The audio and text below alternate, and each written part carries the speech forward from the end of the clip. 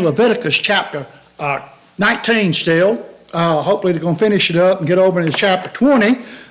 We are, closing in on the end of Leviticus, not as quick as I'm hoping, but we're within about 6 or 7 chapters of finishing it. And I think we will bleed on over into Numbers. I was torn about that because there is some tidbits of information that we can look at. We're not going to do an exhaustive study. We're going to hit some of the high points and move on into Deuteronomy. So anyway, Leviticus chapter 19, technically we're supposed to begin at verse 23. And what we've been going over here in Leviticus 19 and 20 and 21 is just various laws that God has established for the children of Israel to follow. And we know some of it is just one sentences moving on to the next one, so it's various in nature. Excuse me this morning. And then we're going to get into, as we get over to like chapter 22 and chapters like that, about specifics given to the priest. And a lot of it's going to be things that we've already covered to the people in general, but you're going to notice a standard for that's going to be a lot higher for the priesthood. And so that's teaching us something within itself, that the leaders of the people are held to a higher standard than the general population. And that's not to say sin is okay. It's not. We all should achieve that, because today in the kingdom, we're all priests and kings in the kingdom, okay? There's no longer a centralized priesthood. Even with that being said, even in the world around about us, we know that it's not unusual for the leadership of companies, the leadership of businesses, the leadership in the church, held to a high standard, okay?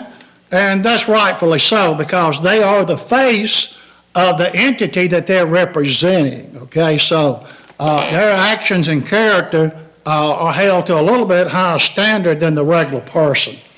Technically beginning at verse 23, and what we're going to look at, I'm going to skip on down. Then we're going to talk about something that Eric made mention at the end of the Bible study last week, and we'll talk about that here in just a minute. Now the clicker was working good. Come on. Okay, verses 23 through 29 is practices against the pagan things that go on in the world around about us, or in around about them when they would get into the promised land. And I'll start reading this morning at verse 23. And when ye shall come into the land, and shall have planted all manner of trees for food, then ye shall count the fruit thereof as uncircumcised. 3 years it shall be uncircumcised to you, and it shall not be eaten. But in the 4th year all the fruit thereof shall be holy to praise the Lord wherein. And in the 5th year ye shall eat of the fruit thereof, that it may yield unto you the increase thereof. I am the Lord your God. We know God has already given some instructions in Israel's agricultural side of the few verses up, hadn't he? He'd already told them that he did not want the cattle to interbreed. He wanted his cattle to stay pure. What that means is he didn't want, and I'll use what we know as cattle over here, he did not want the black Angus interbreeding with the poor white Hereford. He also did not want his crops intermingled. And so we find that the structure within God's thought is he wants purity in his whole process today, then. And even today, we know that these things have a spiritual application in them. And the crops today that we plant and sow has to do with the Word. Well, what does he want that crop to come up? Does he want it to come up as a foreign entity or some kind of genetically engineered, cross-pollinated whatever? No. He wants the gospel to bring forth the seed of purity to the gospel, not the gospel and. Okay? So you can see the types and shadows in these things. And so now he's giving some specifics about the planting of fruit trees. And I thought that was real interesting about having a 3-year period, the 4th year being given to the Lord, and the 5th year you eat of the fruit. So I went out there and looked. I don't know that much about fruit trees. I've never dealt with them, okay? Some of you may have. And what you find is the pattern that's laid down here, horticulturists and agriculturists and fruit trees use the same pattern. As a matter of fact, there are fruit trees out there that don't reach their prime of production until they're 3 or 5 years old. I thought that was really interesting, okay? And it depends upon the variety. Some of them at 6 and 7, but it seems like the generality is 3 to 5 years. It's going to be the time frame in which it does its best fruit, in other words. And so we find that this thought here about that was real interesting, that the first 3 years the tree is in the ground, being nurtured to grow strong and healthy and pruned. And I find that's what you do with fruit trees to make them healthy and strong those first few years, and even continuation in their life, even later on, is they have to be pruned and have to be nurtured and things like that to produce that good fruit, okay? And so the same thing here. He's considering the first 3 years of growth of that tree is the same thing as being uncircumcised. It's unpure, okay, because it hasn't reached its peak capacity, so to speak. And the purification actually comes in the 4th year when that first fruit of that tree, the good fruit, is given to the Lord. And in the 5th year, they can start eating of it. So I thought that was real interesting.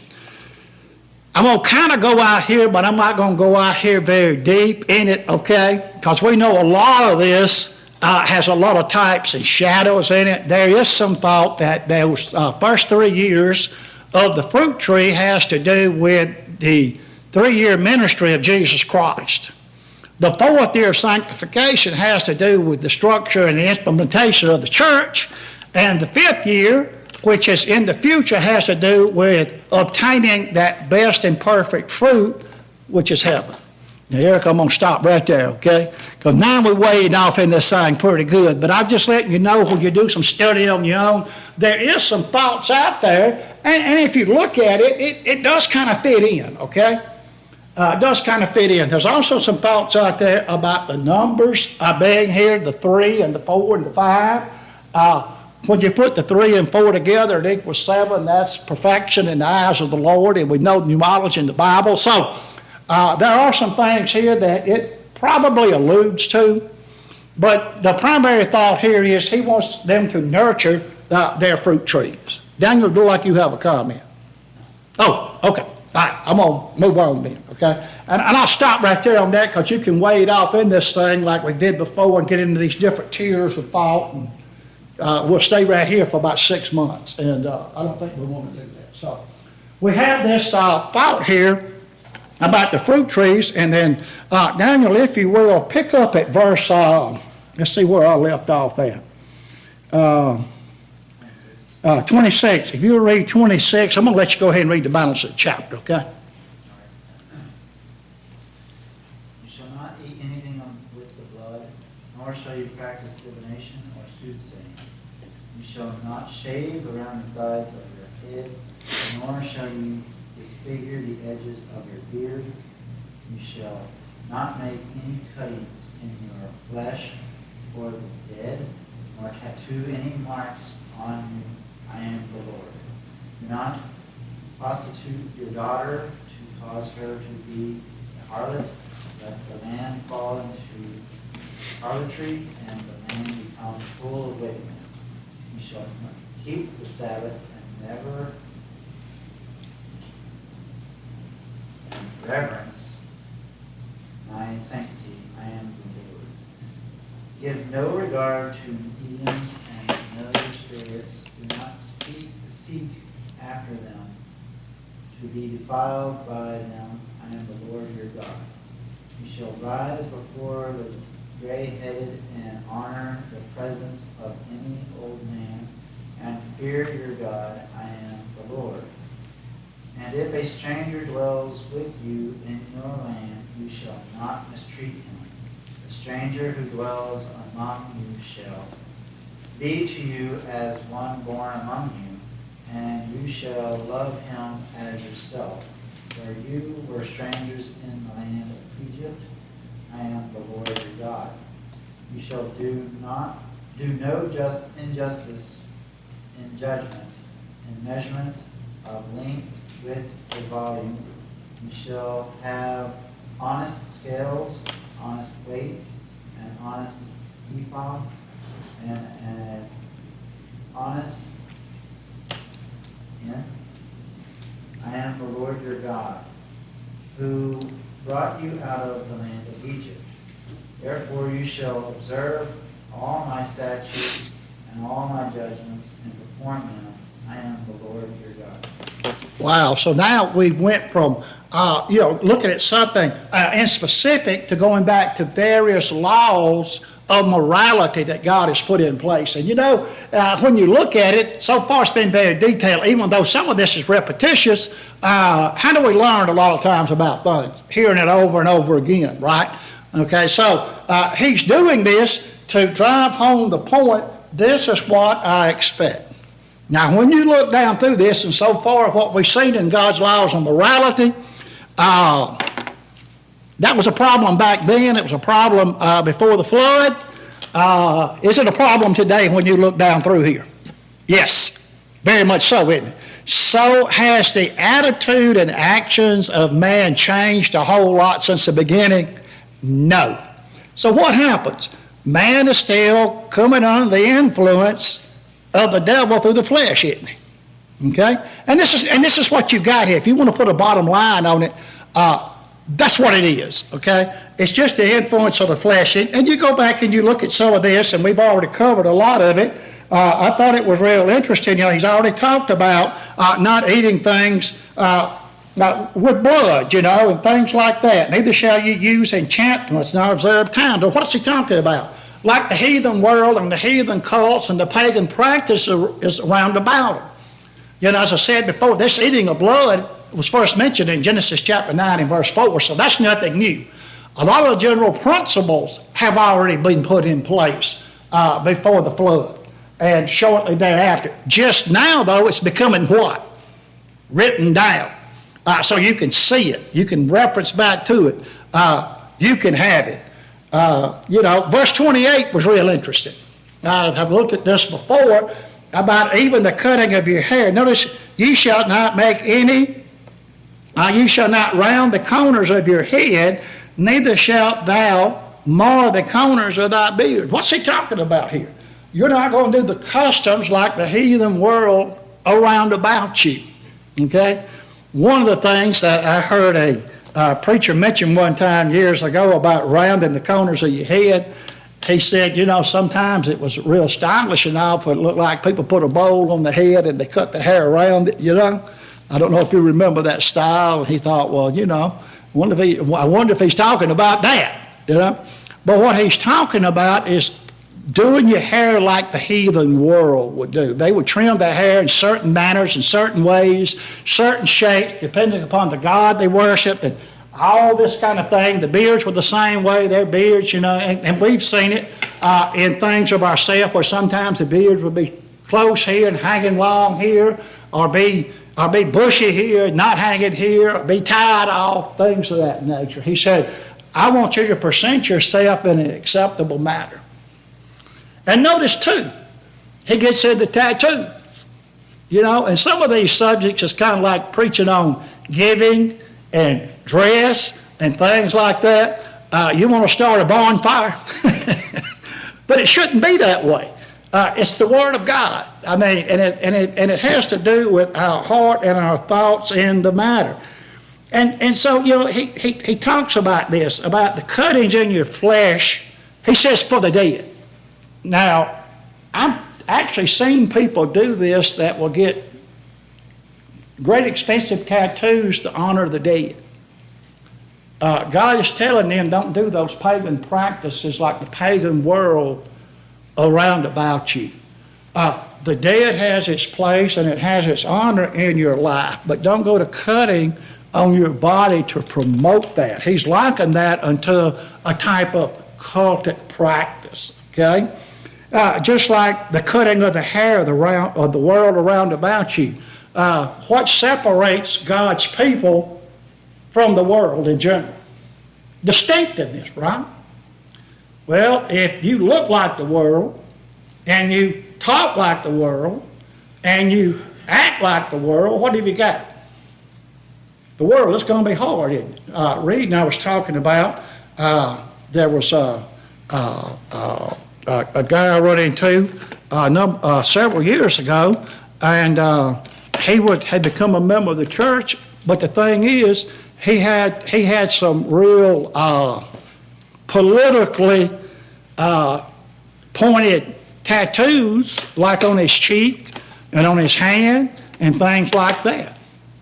And it bothered him that those tattoos was there, and he was trying to figure out the best way to get it removed.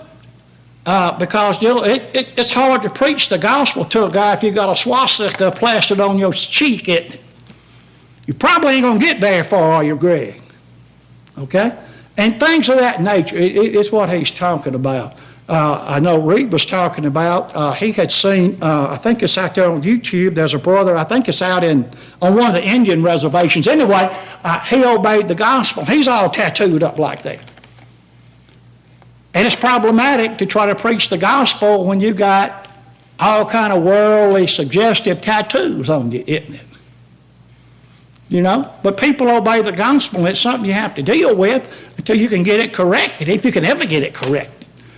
I know a lot of times there are things that they can do, but, you know, it's kind of rough, you know. But anyway, that's what he's talking about here. So that's why it's really important to instill in children about these things. You know, you run out there and get yourself all tattooed up and everything, and the next thing you know, you obey the gospel. Now what do? Well, the best thing to do is not ever approach that, isn't it? And I want to tell you something else. They can say what they want about it. I've been on interview committees for job applicants and stuff like that. And it does, whether they want to admit it or not, it does make an impact upon the interviewers about them tattoos and what you represent. Because now you're being interviewed to represent the company. Well, even the company has certain standards. Okay? So it's something to think about. That's why a lot of times in interview processes, it may be 110 degrees outside and the dew point may be 57%. In other words, Eric, it's raining outside, it just ain't turned to drops yet. And people come in with long sleeve shirts on, all buttoned up and everything, and that's kind of a tip off that, well, what's going on here? And a lot of times you can kind of see it on the collar where the tattoo is starting to come up the neck and stuff like that. It does make a difference at the presentation that you make. Whether you like that or not, it's just the facts, okay? I know what culture teaches that you shouldn't look at the outside and all like that, but I'm going to tell you something. How do you know a lot of times the landmine you're fixing to step into? After you step in it, or you see it from the outside? You know, if you're walking down in a jungle somewhere or another in a battlefield and you're looking back and forward and you see that round thing with that detonator in the center of it, what you probably going to do? Go around it, ain't you? Stay away from it. Well, you're judging the book on the outside. You can't judge a book like that, Morgan. Well, go ahead and step on it and see what happens. Go against good sense that God gave you that put up here, okay? So a lot of this stuff doesn't wash. But anyway, and there's all kind of ways we can go with this and talk about this and do with this and everything. You know, do not prostitute thy daughter to cause her to be a whore, lest the land fall to whoredom and the land become full of wickedness. You know, teach your daughters chastity and the proper ways to be women and things like that. And, you know, unfortunately, these things go on today, don't they? You know, we read about these things in the news and in the paper. We may have known people that do these types of things. God said, guard against it. Don't do these things. He says, keep my Sabbath and reverence my sanctity. I am the Lord. So these various things of morality, like I say, have already been stated at one time.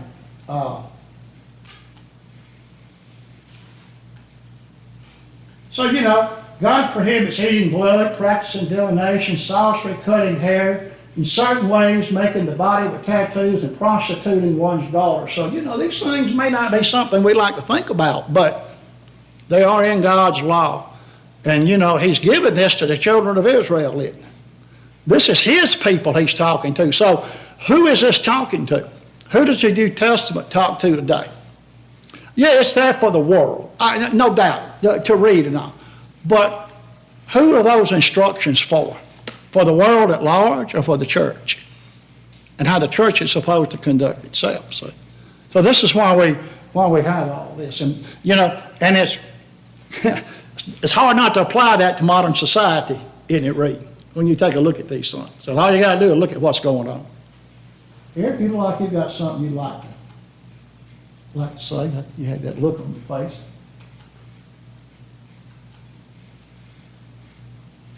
What I'm going to do here is something that I want to come on down into here, but I actually want to go back for a second. When it talked about back up there about carnally with a woman, when we talked about that back up in verse 20 and 21 and 22 about people, it seems like the indentured servant girl and her master have been caught up in a consensual relationship, right? And I'm not going to go back to that.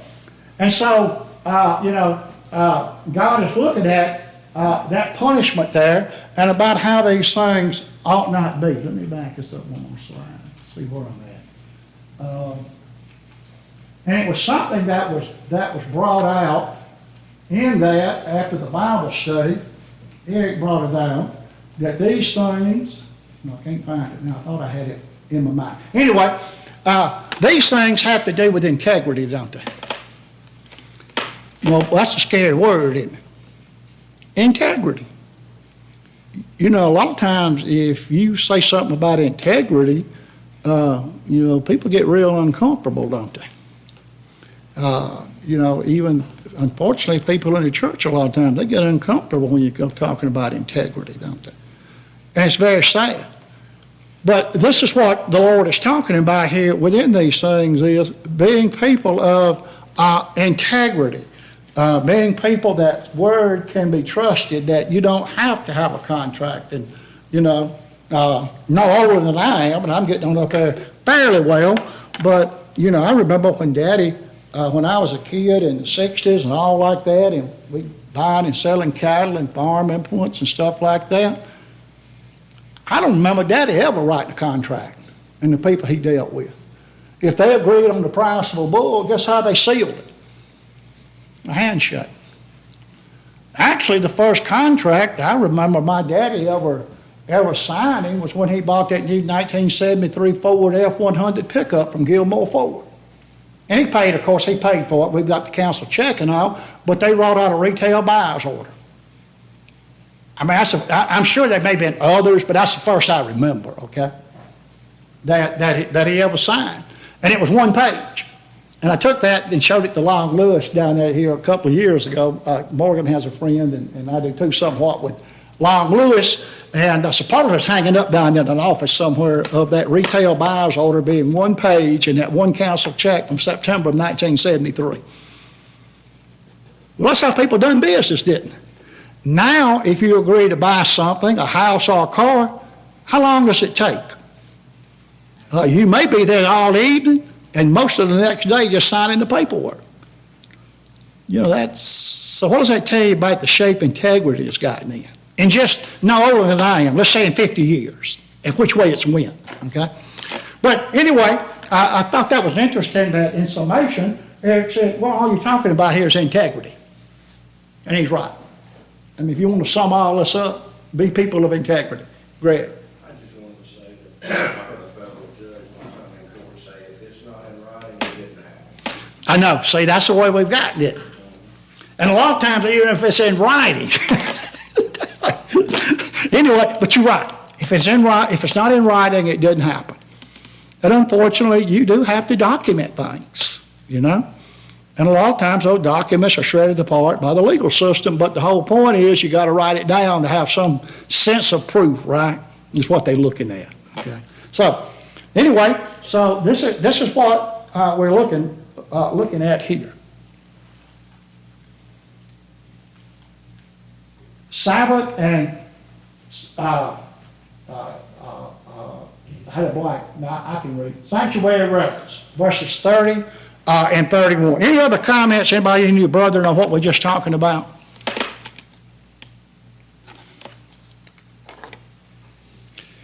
You shall, and we've heard this one before, we won't spend a lot of time. Keep my Sabbaths and reverence my sanctuary, I am the Lord. Regard not them that have familiar spirits, neither seek after wizards to be defiled by them. I am the Lord your God. So what's he talking about here? Now here again, we know what familiar spirits are. There are people that claim they can do fortune telling, that they can read your life by the playing cards.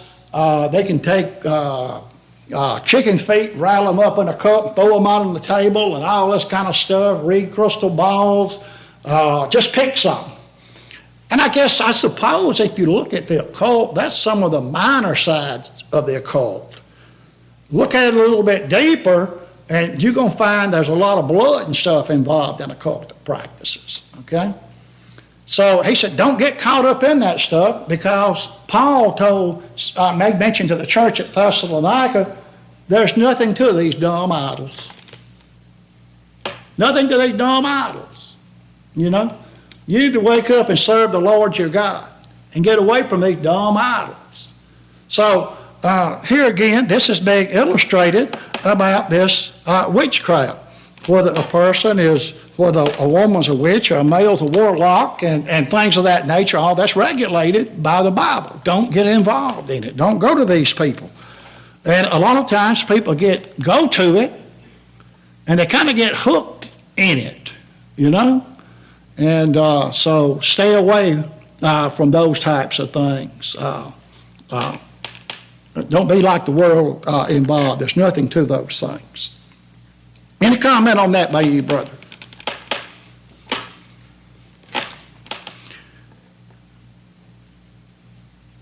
So we're going to move on into verse 32. I thought was real interesting. Verse 32 and verse 34. It's kind of interesting here, what he's going to bring in about the stranger.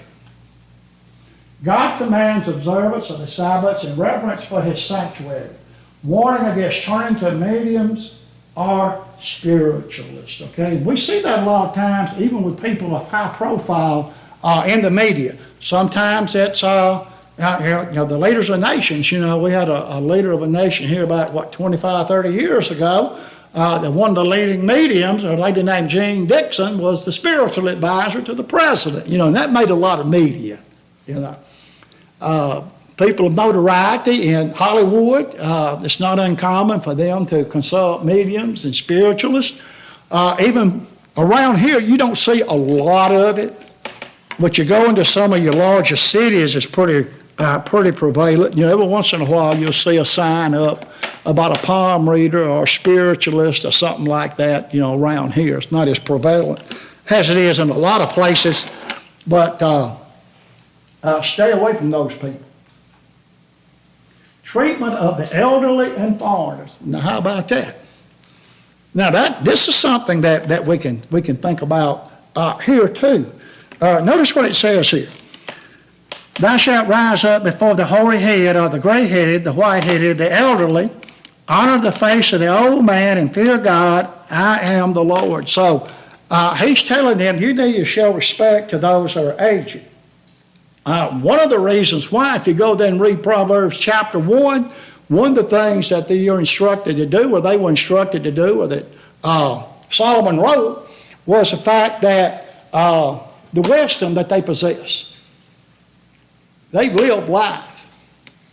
They face some of the knocks of life. And their words are left worth listening to. And Eric, I'll say this, some of the things that my daddy told me that I thought was, I wish I'd wrote it down. Okay? Could have saved myself a lot of grief, Greg, you know? But anyway, sometimes we just have to learn by the School of Hard Knocks. By the way, that's what I have a degree in, okay? I got a doctorate degree in the School of Hard Knocks. But that's good because you can pass that along to the next generation. And so it's wise that we listen to that. Now, I have to present this in proper context. Just because a person is older and gray-headed or white-headed and things like that, does that automatically make them a wise person? No. generally you know by the actions of their overall life, don't you? And also by talking to them, you can also tell pretty quick what is and is not by people talking, can't you? You know, Greg? No, there's no better teacher than experience, good or bad. Right. So, you listen to the older person, it may not be an experience or a lesson that you want to follow, but still, they've been there, they've done that, they've made the mistakes, why not make the same mistakes that they made? Oh, exactly. And that's what he's getting at here. You can learn from them, can't you? And when he looks at when you look at the leadership of Israel, they should be listened to in the spiritual advice because they've experienced things in their spiritual life, haven't they, that they can advise you on. Okay? So it's very respectful to God that you respect those that are respectable among you. Okay? Just because a person is a certain status in life, or maybe, a lot of times here in this country or in the free world, we base that upon money. Just because a person's got a lot of money, don't necessarily make them a respectful person. It don't take long to figure it out when you talk to them, does it? Okay? So, anyway, you have to look at it, but as a general rule, respect the elders among you, because it's good in the eyes of God. And we're going to get into the stranger here. And we don't think about that among the children of Israel, and he's brought this up too in Exodus, regulating the strangers that among you. There were strangers among them. The word stranger here would mean a non-Israelite, wouldn't it? Those that maybe are from the country they're in or from round about.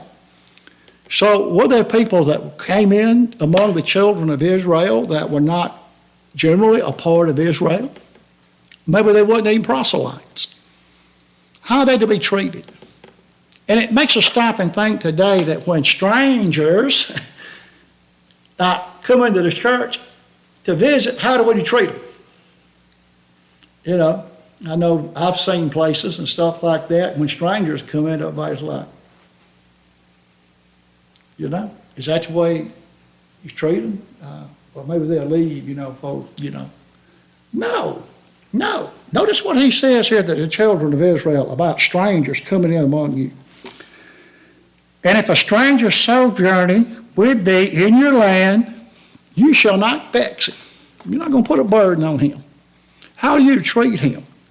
And if but the stranger that dwelleth with you shall be unto you as one born among you. And thou shalt love him as thyself, for ye were strangers in the land of Egypt. I am the Lord your God. So you're to treat him like you would treat one of your own, right? Why wouldn't you do that? What was really, when you stop and boil it down, what really was the purpose of Israel? I know it has to do with, preparing a people for the coming of Jesus Christ, but at this point in time, and really, what was their purpose in life? Huh? Be a shining beacon. I couldn't. Be a shining beacon for the world. Exactly. Be a shining beacon for the Lord. That was their mission, really, when you look at it. So why is he telling them this? How you going to be a shining beacon when you out there playing with them tarot cards, predicting somebody's future? I don't think you're going to get very far with the gospel with that. You wouldn't with me anyway. It was hard enough getting my attention the other way without all that, okay? So, so here a stranger comes in, and if you vex that stranger or mistreat that stranger or put a burden on that stranger, what's that going to do? It's going to run them away, isn't it? Oh, you don't want to go up there. You don't want to fool with them people. Does that mean that we give in to the practices of the stranger? No. But you want to treat them like you would want to be treated yourself is really what he's getting into, isn't he? It's what he's talking about here. So some of you may have some comment on that. I thought that was real interesting. Back in Exodus, it talked a lot about the stranger that dwell among you and about how you to treat him. But that does not mean that if that stranger is breaking some of those laws within that, guess what? He has to be treated like anybody else. Okay? he may be asked to leave. Because you can't have that. Daniel? In a second, he'll be talking about, having proper links and measurements and whatnot. Right, yeah. So the stranger among them could also be even the tradesmen that are coming in and out. Doing that? The tradesmen that are coming in and out could be strangers. Exactly, there you go. So how are you to treat them? The same way you would treat your fellow brother, aren't you? It's just like what you said, and Daniel's done already got that into that. He's going to bring up about the tradesmen that's going to be coming in, about your measurement, even amongst yourself, even among them that's coming in and buying and selling goods. How are you to do that? Well, you're to do it with honest measure. Whoa. Honest measure. Your weights and your scales must be honest. And the Lord said here, I am the Lord your God, which brought you out of the land of Egypt. He said, you got to remember what you were under. Remember the bondage the Egyptians put you under? Okay? Remember how unfairly you were treated in all manner of life? Now, if you continue that, how are you going to exalt me, as Daniel said? Well, you can't, okay? You're making a mockery of what God has said. So, we find that God instructs against dishonesty in measurement and concludes with a call to follow all his statutes and ordinances. And then, God continues to deliver his divine statutes to Moses for the congregation of Israel. These decrees encompassing all areas of life, from family relation to agricultural, to establish a holy community reflecting the purity of God himself. So really, what does that say right there? It's kind of like what we've been talking about here. The conduct and actions of Israel reflected on who? On God. The conducts and actions today of the church, it reflects on who? Yeah, on us. Yeah, it does. So these things are something to think about. They have application today, just like they did then. Leviticus 19:37. Therefore you shall observe all my statutes and all my judgments, and do them. I am the Lord. And that's the end of 19. I would like to start on number 20, and I will bump the air conditioner down a little bit. I do see a lot of fans moving in here. I thought I had it set pretty good. And I got to shift gears right quick like I got to go over to the presentation side.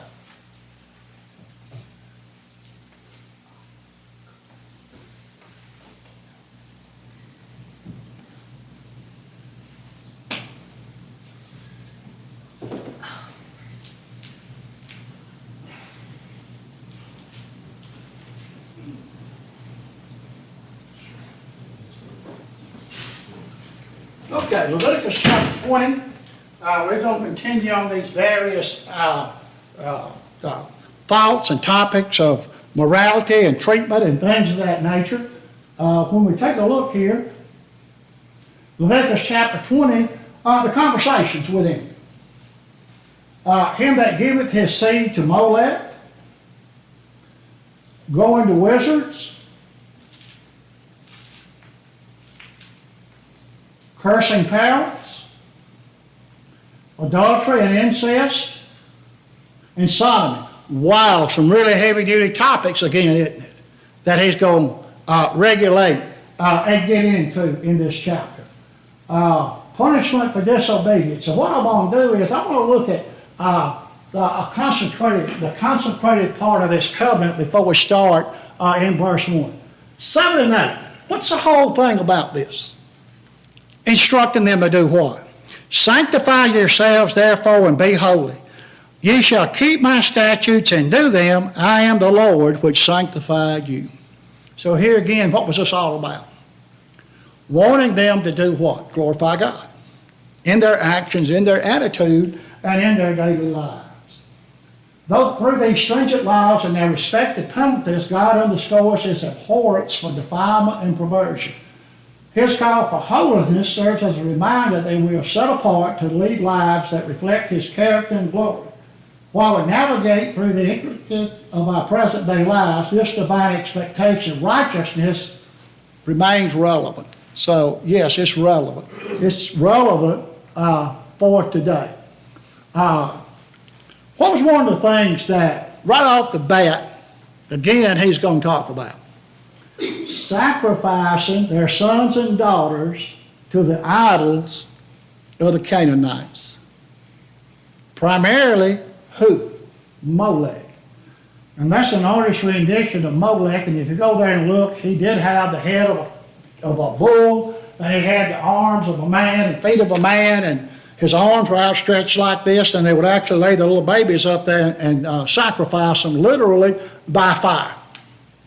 Solomon allowed his wives to pick up this practice when we go there and look in 2 Kings about the life of Solomon. And this place was well known amongst the Jews. When Jesus was there in Jerusalem talking about hell and hell fire and the torment and things that went on there, more than likely he was looking southwest a little bit of Jerusalem to a place called the Valley of Hinnom, or Valley of the Sons of Hinnom.